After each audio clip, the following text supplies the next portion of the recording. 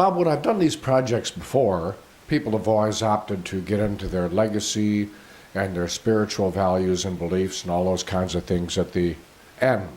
But you moved it right up to the top. So apparently you were ready for this and you wanted to get moving on it, right? Well, Randy, as you know, the fall in July of 2013 had a lot to do with the way you think and do things. And having had a really severe a broken neck and being on the verge of leaving this great earth, yeah. I wanted to just more or less get on with it and just say that, you know, my thanks to God and prayers from so many people. We had notes that I was in prayers from every religion that you can imagine that is available around here.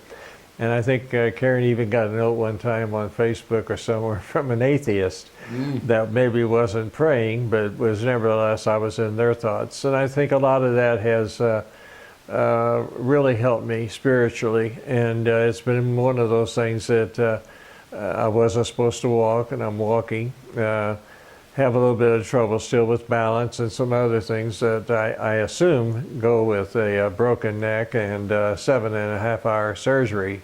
So it was time to do this, and thanks to your great company and Caren caring so much that you two were a perfect match to do this. You know, I think a lot of you, and of course I love Caren, and had it not been for your meeting there at Rotary and talking about this, this wouldn't have happened. And I'm very happy to do it. When you get my age, you start wondering what is your legacy.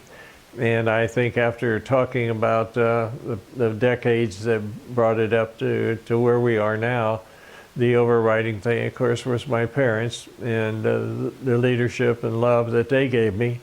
And instilling that pride of we're Whitehouses, we don't do things like that, and we're Whitehouses, and we know the rules and I guess manners. My mother was one of these ladies that I can remember going up to French Lick in the old days, and when they had 7 forks and the knives on one side, and teaching me, you know, which fork and which knife to use first, and always open the door for a lady not to sit down till everybody at the table was ready to be seated, and always making sure that someone had a prayer before the dinner. And I think all those things in my early childhood really formed what I am today, and that's the caring person that I try to be. And of course, with God's help, you always mess up. So I've had some messes along the way, but hopefully we can instill a little bit of humor in this conversation. And I can look back and look to where I am today, and thank goodness for Caren's love and being there for me. And you just saw part of that.